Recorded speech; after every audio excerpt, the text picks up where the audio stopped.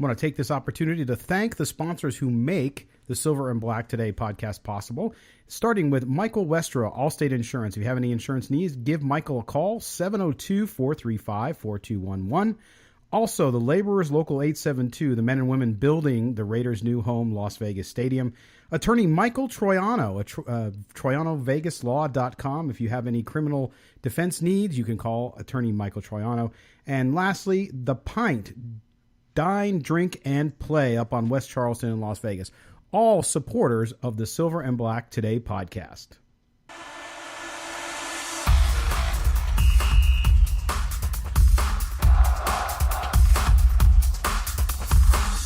This is the Silver and Black Today podcast, your source for Raiders news and information.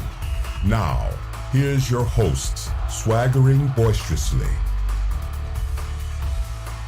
All right, Raider Nation, we are back. It is midweek, so we can take one look back. Yes, I know nobody wants to, but we'll take one look back at the Raiders' loss in Denver to push their record to 0-2.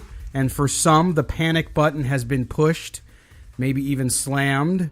I am Scuckle Branson. I am the host, publisher, and founder of Silver and Black Today. We are a website. You can find us at silverandblacktoday.com. Also a radio show on Sundays from 8 to 10 a.m. Pacific time on CBS Sports Radio, 1140 a.m. in Las Vegas.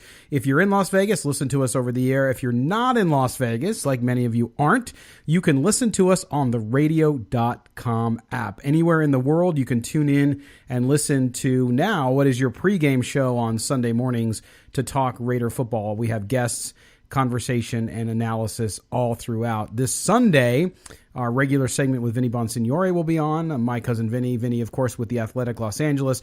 He covers the NFL, the Rams specifically, but is a general NFL columnist as well. So he'll be with us to talk about our Raider take on things. And then Michael Lombardi, of course, the former GM of the Cleveland Browns, who's joined us before, just released a new book. We're going to talk about his book in one segment. In the second segment with Michael, he's going to discuss with us, after we talk about his book, which is about building NFL teams, if the Raiders are on the right track in doing that. So we'll have a little bit of a dual conversation with him there. So make sure you tune in as well to that on Sunday from 8 to 10 on CBS Sports Radio.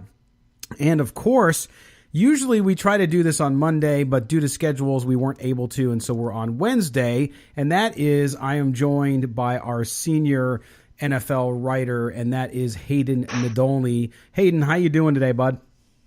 I'm doing great, Scott. Thanks for having me on. Of course. And now Hayden, of course, does writes the popular column Any Given Monday, which you can find on silverandblacktoday.com every Monday morning without fail, usually by 6:15 a.m. Pacific time, 9:15 Eastern. So Hayden's column there, it's a great column. Go check it out. Go read it. Make sure you sign up for alerts, and then it can be pushed right to your mailbox. But Hayden, let's jump right in and talk a little bit about what you wrote about this week, particularly around the Raiders and their loss. And you did something I thought was real interesting, because we had a lot of people on the radio show, and then I also do a post-game show after the games are over in the afternoon here on the West Coast. And I was shocked at how many people wanted to blame the Raiders' loss on things I felt were inaccurate. I thought there were plenty of reasons to discuss why the Raiders lost, including lack of a pass rush, including inability to convert on big downs. But instead, it went back to we don't have Khalil Mack, and it went back to Derek Carr, who had a pretty dang good game. So you talk about this in your column. You talk about some of these reasons. For those fans who immediately went to Khalil Mack or Derek Carr, what do you have to say about that? Go back and watch the tape, because Derek Carr wasn't the reason they lost. And, okay, they needed a better pass rush, but there were so many other factors that, if Khalil Mack was there, there is no way that you can still guarantee that they would have won that game. That's correct. Yeah, and that's my point too. The other thing is, and Khalil Mack, again, until the Raiders prove that they were able to develop two players, i.e. those draft picks, or turn those draft picks into something else that is impactful, people are going to have doubts, and that's okay. I don't have any problem with that. I have my own, to be frank. But when it came to this game, Hayden, you really focused in on a couple things One of them was turning the ball over on downs when you're in field goal range. Now, you could also argue the Raiders, especially that first drive, they went down. They were dominating on offense, couldn't convert 6, instead had to settle for a field goal, and that ended up hurting them in the end. But you highlight a big play in the game, and that was turning the ball over on downs. Talk about that and why that was so significant. Well, the simple fact of the matter was they had a chance to extend the lead by 3 points, and it would have made, I think at the time it would have been more than a touchdown lead at that stage. Mm-hmm. And instead, or no, it would have been 5 points. 5 points, I that's think. Right. Yeah, I think it would have been 5 points. And just the way that the game was feeling, like I was texting a few friends during the game, and I was like, watch, they're going to lose this by a point if they don't execute properly. And there was no way that Denver were going to score another touchdown. I just didn't see it happening. So I felt like if they got in front by more than 3, they were going to be comfortable.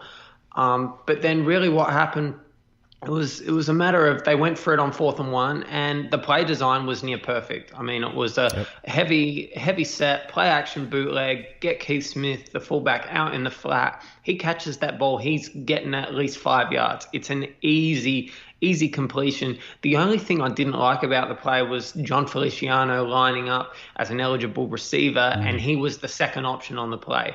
But even so, the first read was wide open, and Keith Smith just didn't make the play. It wasn't like Carr gave him a bad ball.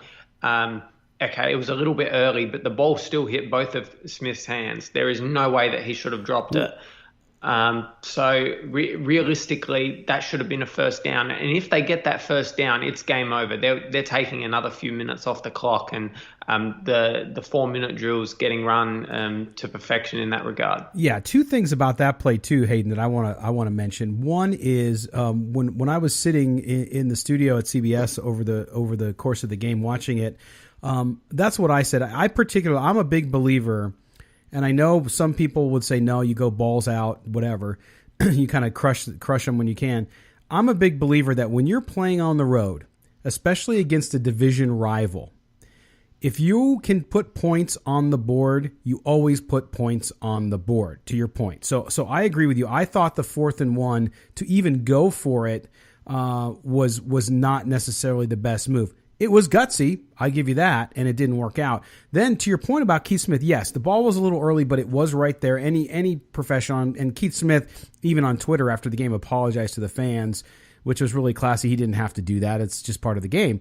But not only that, if you look at the film, Hayden, as he's about to catch that ball, for some reason the defender is peeling off back and actually running away from him. So to your point about him being able to get 5 yards, or perhaps even more, was a big deal, because you're right. It comes down to not only points. If you're not going to put points on the board and you have to convert, then that's good, because then you're going to run clock. But on the road, you got to play field position. You got to play for points. Yeah, exactly. I mean, I'm just going over the play-by-play of the game now, and I was wrong on that. They were actually up by 9 at the time. So they were up by 9 points. They're on the 33-yard line. It was an easy chip shot, given that you're in the mile-high air. So it would have made it a 12-point lead with about 6 or 7 minutes to go. About 10 minutes to go in the game. So you can really kill the game from there. Right, because you take away... You're up by more than a touchdown, and more than a touchdown and a field goal. So it makes it incredibly hard for the opposition. Well, because at that point they have to score 2 touchdowns. So you take away what happened, and that was they won by kicking a field goal. So to me, yeah, that was a big question mark, and that comes down to coaching. Not every coach is perfect, and we're going to talk later in the show about the world against John Gruden all of a sudden. But I felt that was a bad call. I also felt later on that the call, the 3rd and 8 to Martavis Bryant, where I think he got 3 or 4 yards on the play, or maybe 5, was also a bad call. Not only was it a bad call, it was coming off a timeout, which is even more inexcusable. Now, I don't know. I've looked at the film. I haven't looked at the wider film to see if there was some other routes going on there, and they had to go to a different receiver due to coverages. But I just didn't like that. If you come out at 3rd and 8, why you have somebody running a pattern over the middle for 5 yards and not even getting you to the stick is not going to help you in any way. And sure enough, it bit him in the backside. I actually completely disagree with you in that regard. They had an overload blitz on that side.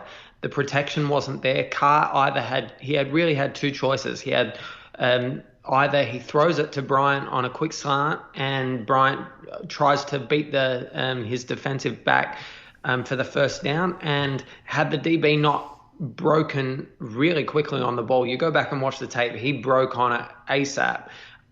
Bryant had an acre of space in front of him to get the first down and much more.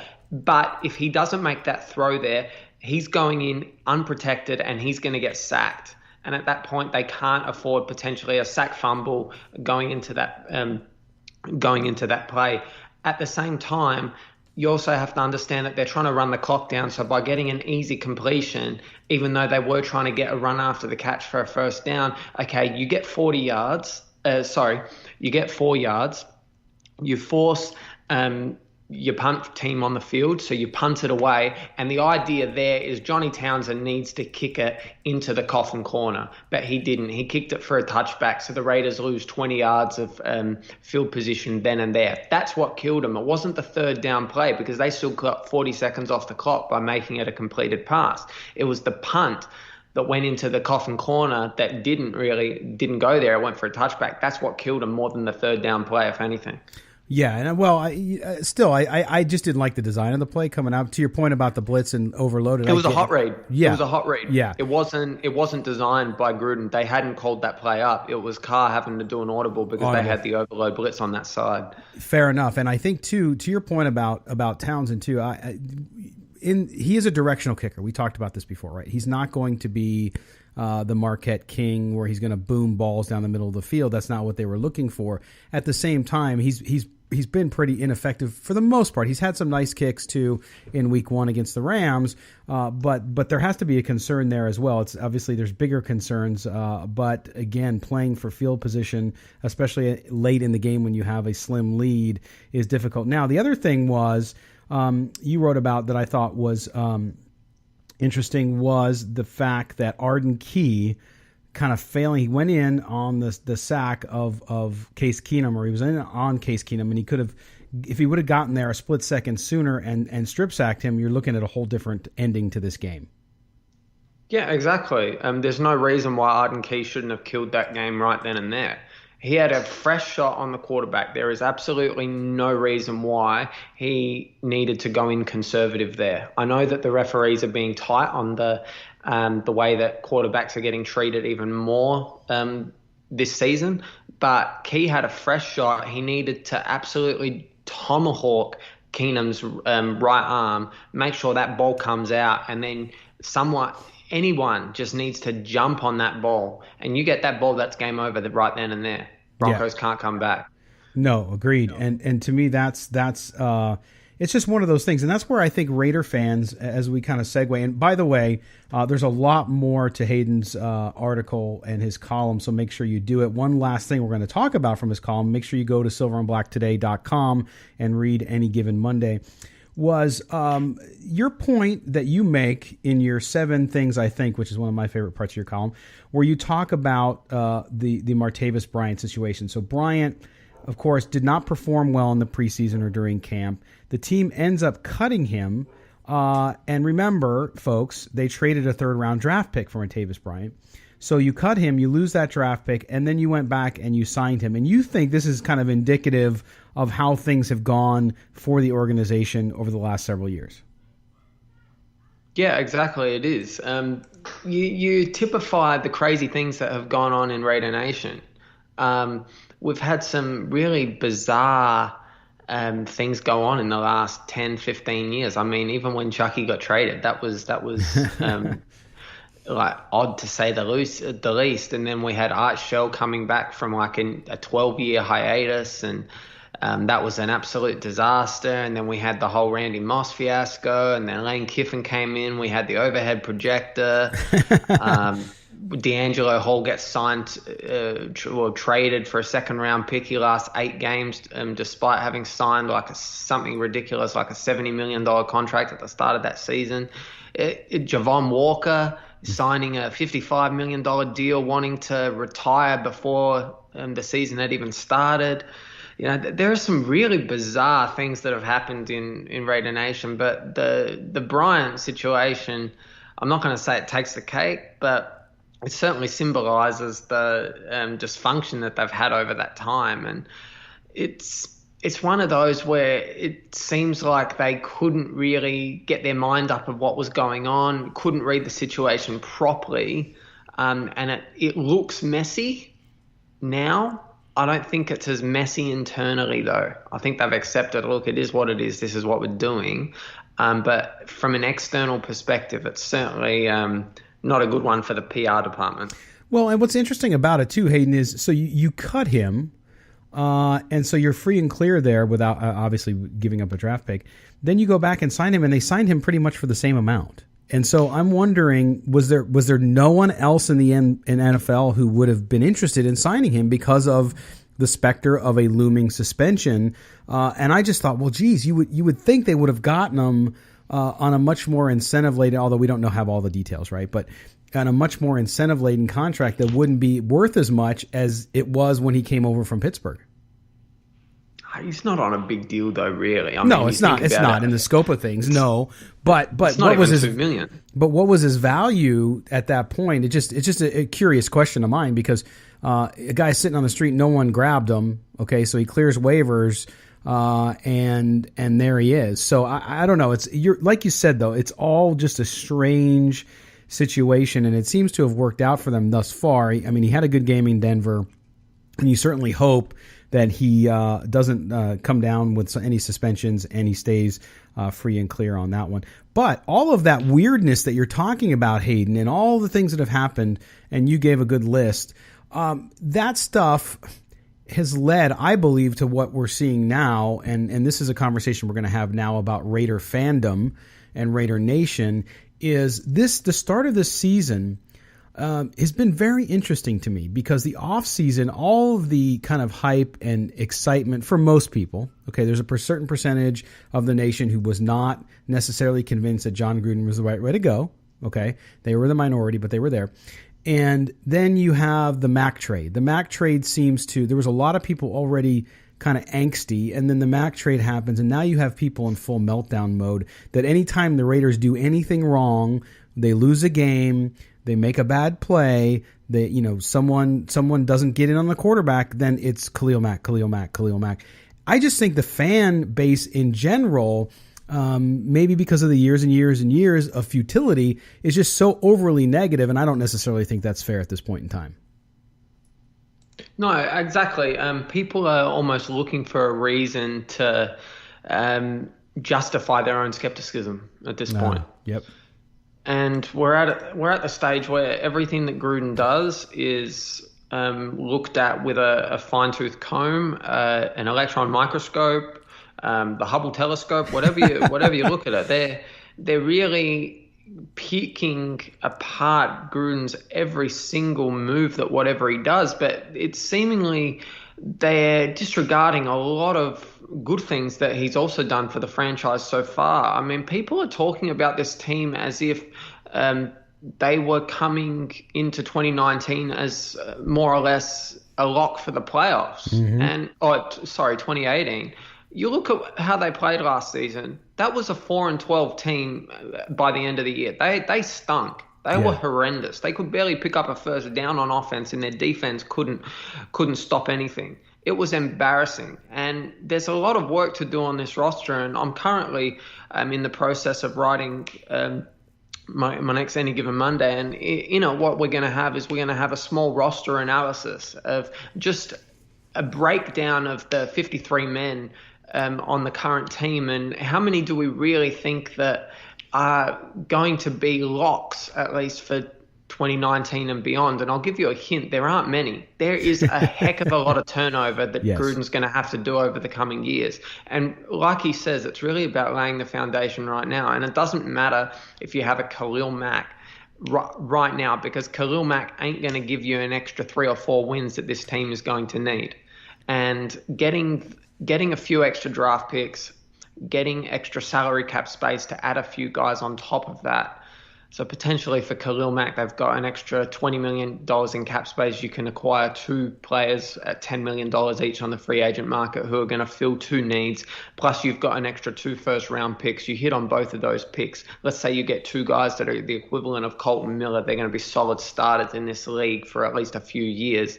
That's 4 guys that you've got for 1 impact player. That's 4 needs that you have filled for 1 player. I think you would take that in the grand scheme of things. No, I agree with you. I don't think a lot of people see it that way, though. I think they are so focused on, oh my gosh, we just gave away this player, and everybody says future Hall of Famer, and yes, if he plays at the level he's played, I agree that that's true. I just think it's a little early to talk about that. Yeah, he's been consistent to a certain degree, but I just think that everyone wants to give him Canton, Ohio already. And as great of a player as he is, and you've seen it the last 2 weeks in the first half particularly, how great he is. At the same time, Hayden, I'm just blown away, though, that people continue to bring that up, and they don't seem to see. Look, nobody wanted to lose him. Believe me, of course not. He wanted. I think everyone wanted him to be on the Raiders. I wanted to be on the Raiders because I'd be able to watch him more. He's fun to watch. At the same time, to your point, breaking it down, this team, that's why when I saw people during the offseason, Hayden, say, oh, this team's going to go 12-4. This team's going to win 11 games. Even saying 10 games, I didn't agree with it. Vegas set the line at 8 games, and I said, I see them 7-9, 8-8. We said it on the radio show. Matt was more excited. He thought maybe they'd get 10 wins. But that's the point. This is a transition year. You can call it rebuilding if you want, because that's my point. If you look back, and even Michael Lombardi said this, right? He said, if you look back at the one good year the Raiders have had in the last 10, which was 16, even that, they got very lucky. It wasn't like they dominated teams. It wasn't a dominant roster. It wasn't a dominant team. And so there's a lot of holes, and you have to fill those holes. And unfortunately, you have to say goodbye to guys like Khalil Mack. I just think that fans are giving up too early. 0-2 sucks. It just sucks. It means most likely you're not going to make the playoffs, but you want to see progress. I saw progress from week 1 to 2. If you go week to week, like last year, Hayden, and you don't see progress, then you should be concerned. Well, people should be excited about Derek Carr's performance on Monday. He was near perfect, and they still lost. Yeah. Now, that tells you a lot more about the team around him than anything else about the quarterback. The quarterback can only do so much. And once you start putting the pieces around the team, if Carr's going to play similar to that every game for the next few years, the Raiders are going to be fine because they're going to be able to rebuild this team the right way. They're going to be okay. In the short term, it's not going to be pretty. There are going to be some ugly games. There's going to be some times where it doesn't look all that pretty. And I think we're seeing that especially in the red zone this year. The Raiders offense in particular it's stalling a bit when it gets into the red zone. It's had a bit of success, but there are certainly times that you'd like to see them just be a bit more assertive and physical and really pound it in. But long term, you can see that the foundation is there, and they've got a coaching staff that know what they're doing. And realistically, you cannot compare this current regime under John Gruden to any other regime that we've had in the last decade, because there is no coach that has had the clout and the expertise and the talent that Gruden has compared to the other coaches that the Raiders have had. It's just that simple. He knows what he's doing. You just have to give him a bit of time. It's not like basketball where you can sign a max free agent like LeBron James and all of a sudden the Lakers go from being a playoff like they're a playoff contender this year, but last year they weren't even considered to be in the bottom 5 teams in the league. So, when you look at it like that, you're not going to be able to sign one guy and everything's just suddenly going to be hunky-dory. It doesn't work like that in the NFL. No, and that's the thing too. If you're going to be upset about them losing, that's fine. Nobody wants their team to lose. But you're right. If you look at the coach, either you believe in the coaching staff or you don't. That's why, frankly, some of the media attention around Gruden and this kind of national desire for him to fail is shocking to me because, well, it's shocking on one side and on one side it's not, because it's such a great story that if you're a journalist, and even if you're not a Raiders focused journalist like we are, where we're focusing on one team, You want him to do well because it's a great story, right? And he's a great personality, fun to be around, and even though he can be gruff at times, he's there and he gives guys straight answers. And to see the media, particularly, it's amazing the criticism heaped upon him already, because what they've done is they've said, look, Reggie McKenzie's no longer the general manager. John Gruden's calling all the shots. Okay. Whether that's true or not, there could be some truth to that. But whether it's true or not, they've made it so. They've said it's so. And so now the Khalil Mack trade, that's John Gruden's fault. And when they lose, boy, it's, again, the guy's been off the sidelines for 10 years and you can't do it. But I think that ignores the improvement you've seen. For example, we've been trying for weeks and weeks to get an interview with Derek Ansley, the coach on the Raiders, the defensive back coach, which hopefully we will get at some point. But that improvement, watching those guys, it's not the most talented. You're going to have turnover, like you said, next year. But Hayden, the improvement, if people are watching this team and not seeing improvement in certain areas, I think they're just looking for negative. Oh, exactly. And people are looking for a negative right now because it's almost that sunk cost fallacy. They want to be right. They want to be right. So they come in and say, oh, this team's going to suck and they're going to be a dumpster fire. There's a number of players that just shouldn't be on the team. The secondary can't stop anyone. They're not going to be able to do anything. And suddenly when it's not going that narrative to perfection, I guess, they look at other ways to almost justify, and they keep going down that road because they're so insistent on being right. And it's okay to be wrong. Yep. At the end of the day, sometimes it's better to admit that you're wrong than to keep going and making yourself look even more silly. Yep. That's exactly right. Yeah. I mean, and that's the issue. I think if you're a Raiders fan, and I see the frustration, right? I didn't grow up a lifelong Raiders fan. I was not. I didn't go through all those painful years with you guys. But I understand where you're at. You're tired of losing. You're tired of this. But you also have to understand that you don't go from being a moribund franchise, okay, to a Super Bowl team in 1 year. Reading Michael Lombardo's book, there is a point in there where he talks about working for the San Francisco 49ers. And when Bill Walsh came in, when the 3 years before Bill Walsh came in, the 49ers had won 3 games. They had no draft picks. The entire organization was a mess. They had no way to improve, right? So nobody wanted the job. Walsh moves from Stanford to San Francisco because he wanted the challenge, right? So he goes there, and within 3 years, they won a Super Bowl. Okay, that is amazing. That is record time to do so. And here yet you have Raider fans who think that you're going to go 6-10 last year and you're going to turn around and win 12 games. It doesn't happen that way.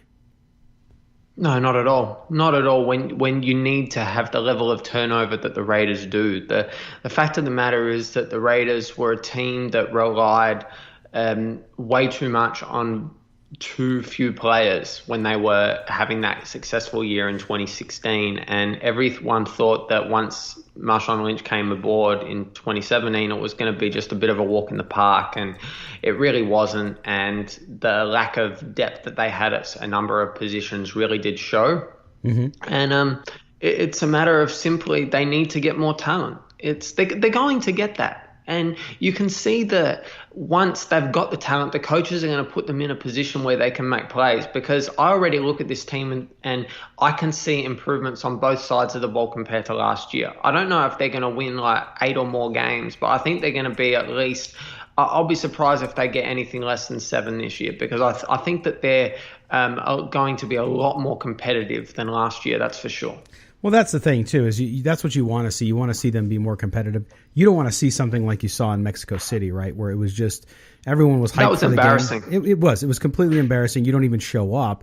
And that's the thing, even with the Ram game, as bad as a half as Derek Carr had. And he deserved criticism for that half of football, okay? A lot of people took that half of football and said this is why he's not an elite quarterback, which is just ridiculous.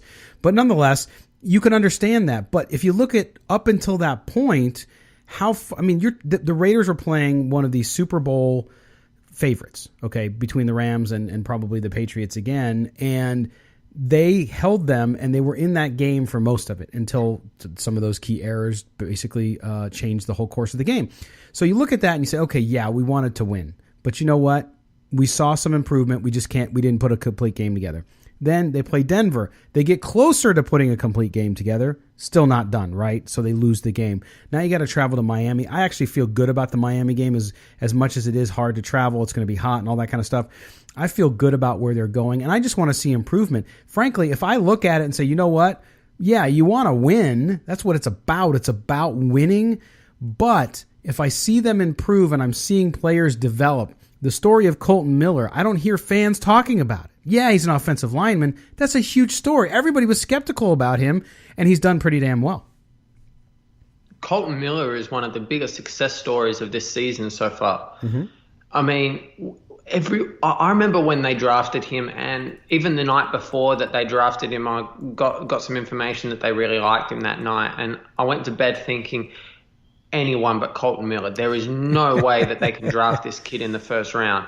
And they have proven me wrong. They've proven so many, like that kid can play, and he's going to be a very good player in this league for a long time. The Raiders got an absolute gem there, in my opinion.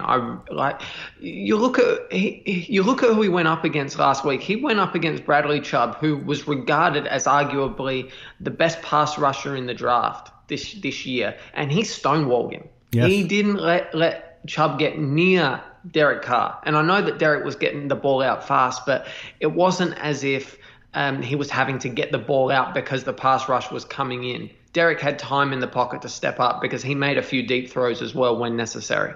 Yeah, that to me is it is the story so far of the season. And I know on the disappointing side of young players has been just obviously PJ Hall gets injured in game one, and that defensive front has not been able to, although Mulhurst had a nice game in spots, including his first sack.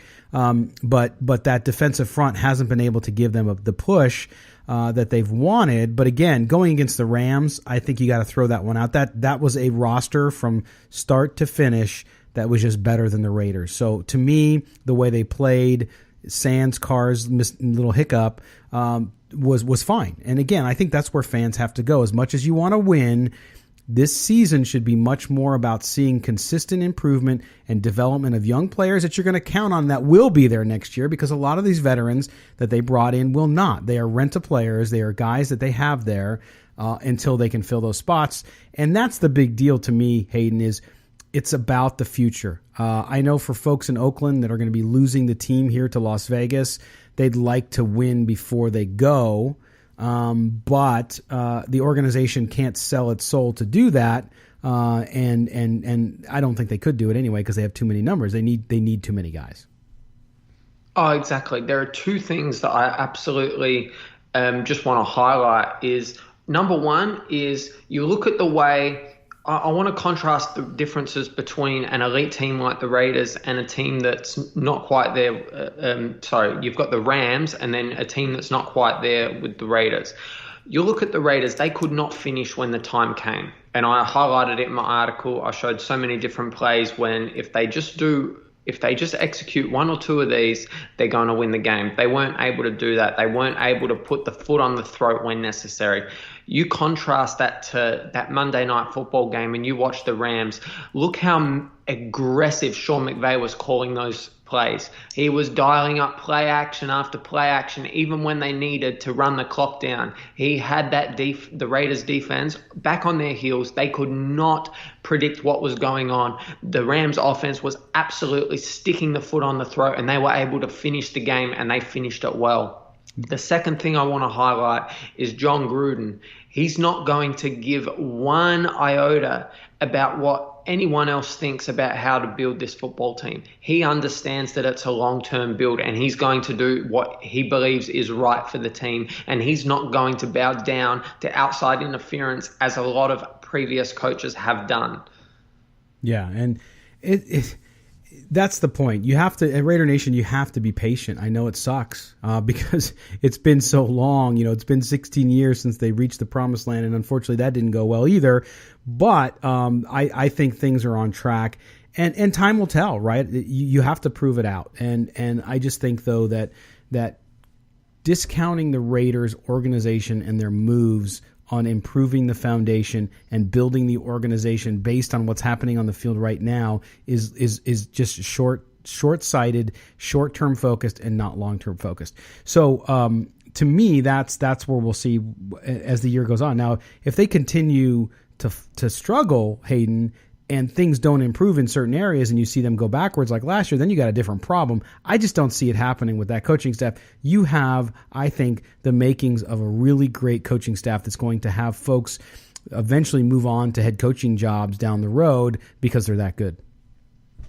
Oh, I'll tell you right now, there are a few guys on this coaching staff who have the ability to be top-end coordinators and even head coaches in this league. I'll say it right now, I will be quite surprised if Derek Ansley is not a head coach in the next 5 to 7 years. He's a special coach. The Raiders have got an absolutely great one there. Oh yeah. Well, and so let's talk to a little bit about one of your passions as well, and specifically as it relates to the Raiders, and that is fantasy football. So the Raiders have a couple guys. Jared Cook, Amari Cooper had a good week. One of the guys that you're seeing in fantasy leagues, and I'm drawing a correlation here because sometimes when you see people's views of players as it relates to fantasy football, you can kind of see what they think of them in real life too, and if they're going to be able to contribute. I was sitting yesterday with somebody who knows about the Silver and Black today, and he said Jordy Nelson is done. What do you think? Gee, I don't want to go there yet, but he hasn't looked good so far. He's looked slow. He's looked hesitant. I don't think he's looked assured. I don't think Derek Carr and him are on the same page. At this stage, you have to consider that a downgrade compared to Crabtree. Mm-hmm. But at the same time, Crabtree was a bad influence in the locker room, and Jordy's been quite a good one. So I've heard. So I certainly think if he doesn't pull his finger out by the end of the year, he won't be there in 2019. Oh yeah, and he can be cut without having to get any dead money on the cap. So I'm not really concerned about that contract right now. But I certainly wouldn't be having him in my fantasy lineup. That's for sure. I'd be going Cooper. If you really want a Raiders offensive player, you go Amari Cooper. Yeah, absolutely. Or you go Jared Cook as a smoky. Yeah. Yep. No, I agree. But the thing with here's what I told my friend who said this to me the other day, which was, Jordy Nelson, I'm not going to give up on him yet, but I also think that his role has changed. Okay, he's not going to be in the same role he was in Green Bay. He's not the go-to guy.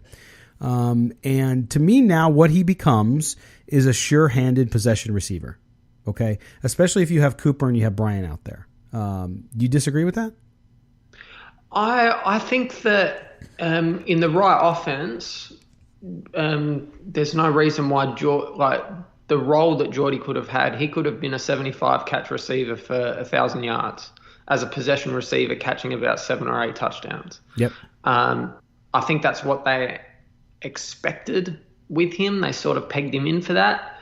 It's certainly not looking like it's going that way right now. I think that he's lost a step. And it's a bit like, you misjudge players, and that's okay. I mean, look at Doug Martin. Gruden was raving about Doug Martin in the offseason, and we have not seen anything that suggests that Doug Martin is going to be back to his best at all this year. I really think once DeAndre Washington comes back, that there's a reasonable chance that Martin even gets cut. Yeah, and could if we don't see an improvement out of Nelson, I wonder too what his playing time is going to be like. And I agree with you. I think, like you said, you don't have to worry about dead cap money at the end of the year, so you could jettison him pretty quickly. But that'll be interesting because the Raiders really like some of the young receivers they had, and Johnny Holton had a good game, of course. A nice pass by Derek Carr, finding him in the end zone in Denver. So you have Seth Roberts, you mean? Oh, I'm Seth Roberts. Excuse me. Who did I call him? Holton. I call him Johnny Holton. Okay, there you go. So I apologize. So so he finds Seth Roberts, and Seth Roberts, everybody had put on the junk heap, right? And in the preseason thought, no way this kid makes the team, and he did. So clearly Gruden likes him. So it'll be interesting to see how that receiver core shakes out. Now we're hearing late today too that they've moved Marshawn Lynch from healthy to questionable. And I wonder what's happening there too, because even though game situations didn't call for Lynch to be in there, there are times when you wonder why they're not playing him. The number of carries in the first half versus second half. Now this time they started to go back to him late in the game, which I think was significant. It helped them with some field position. But what do you make of the situation with Marshawn Lynch and his usage in this offense? I don't think they've been using him poorly. Not poorly. He's been pretty good. I'd like to see them lean on him just a little bit more. I mean, he's had 29 carries so far this year.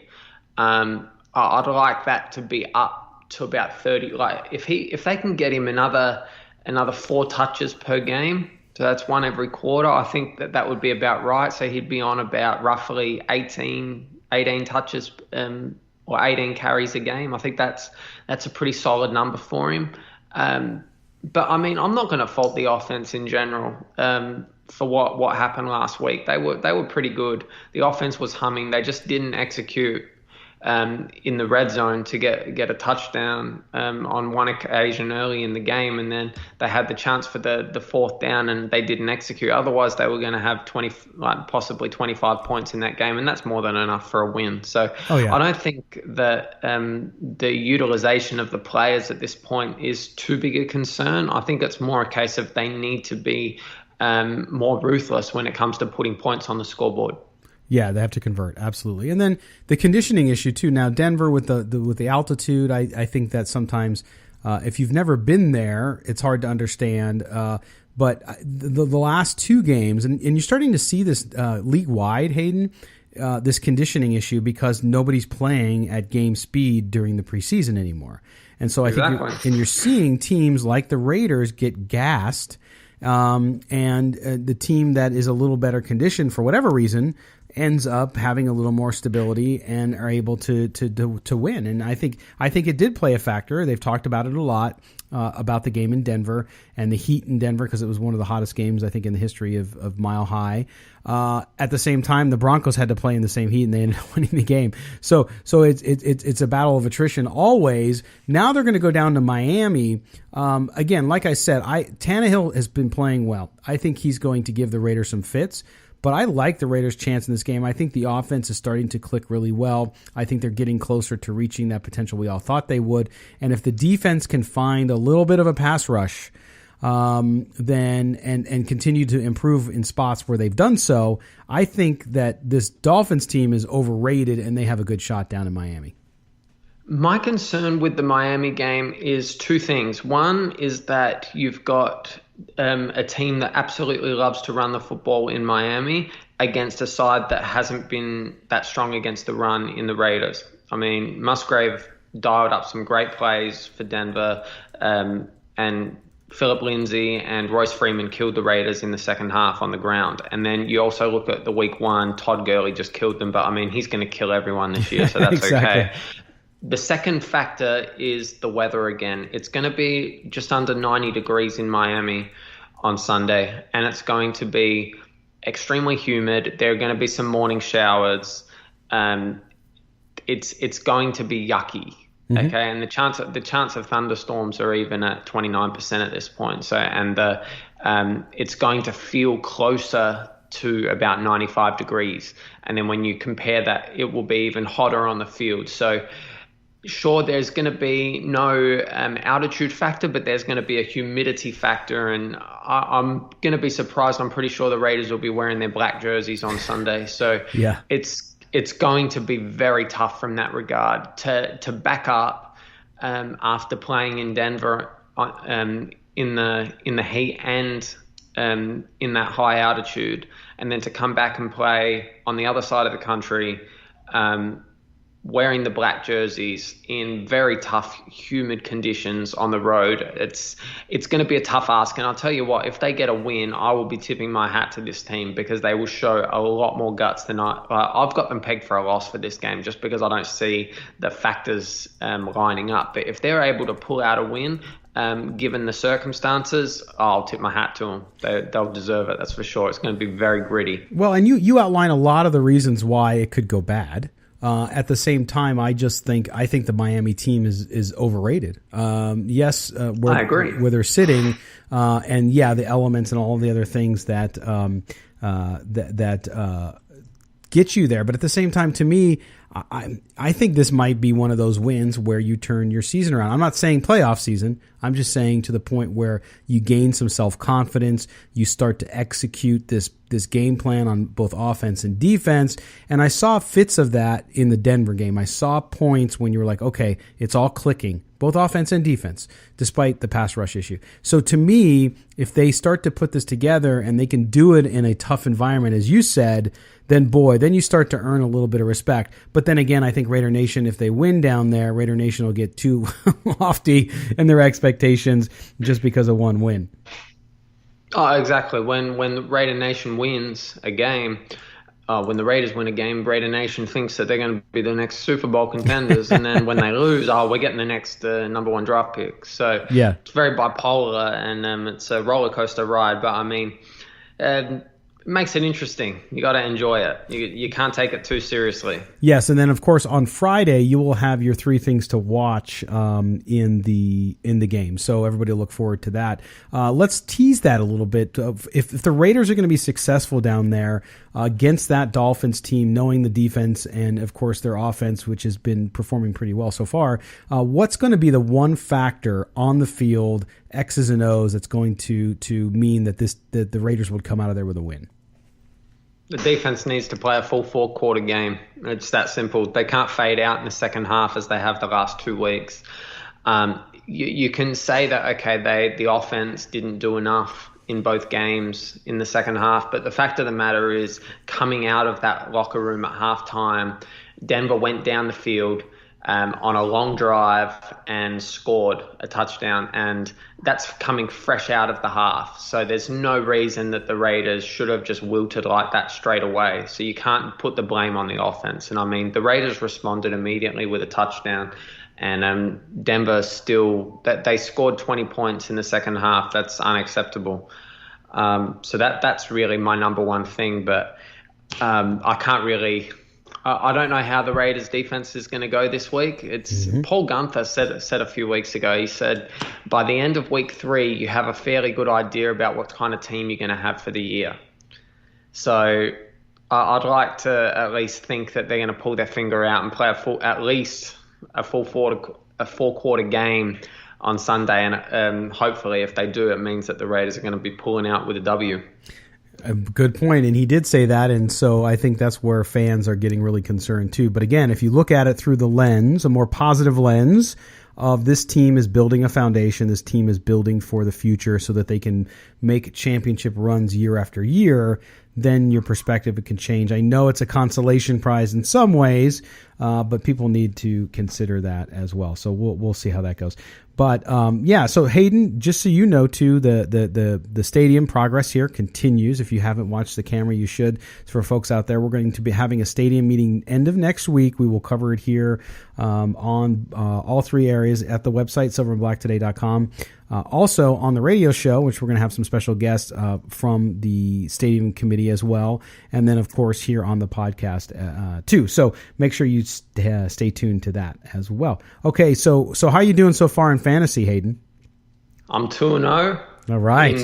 In both of my leagues. So I'm very happy. There you go. I'm 2-0 too. I won my game this week on Monday night when Disley, the tight end who I picked up last week, because I just never focus on tight end, so I just don't care who I draft.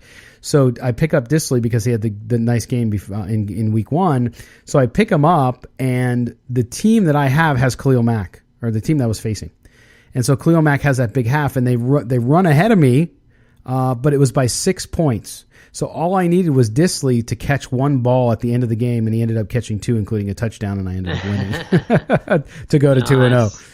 Yeah, it was nice. So, but yeah, we'll talk more about fantasy sometime as well, because I know how you are into that, and you're frankly good at it. So we'll make sure we get maybe some tips off to people. But Hayden, as always, man, thank you for joining us. I know you got to run. It's morning at your time, and you got to get off to work and make sure you keep people healthy. Exactly. I got people to adjust and people to improve. Yeah, I wish turn the power on. That's where I need to go. I need to see my chiropractors. I'm overdue. But again, make sure you check out Hayden's killer column. It is called Any Given Monday. Every Monday morning, it wraps up the week. Not only does it have Raiders information mostly, but it also has some other stuff around the league, some humor, some of his predictions, and some of his thoughts, which are always well informed. So make sure you check that out at silverandblacktoday.com. Again, this Sunday, Michael Lombardi will join us on the radio show on CBS Sports Radio, as well as some beat writers from the Miami area to cover the Dolphins. We'll go over that and preview the game. As always, want to thank our sponsors, Michael Westra, Allstate Insurance, the Laborers Local 872, attorney Michael Troiano, The Pint, of course, drink, dine, and play at The Pint. Until next time, everybody, I want to thank you for joining us here on the Silver and Black Today podcast. Make sure you follow us on social media. Make sure you head over to the website where we'll have more great content the rest of this week leading up to Sunday's game. May the autumn wind always be at your back. Take care, everybody.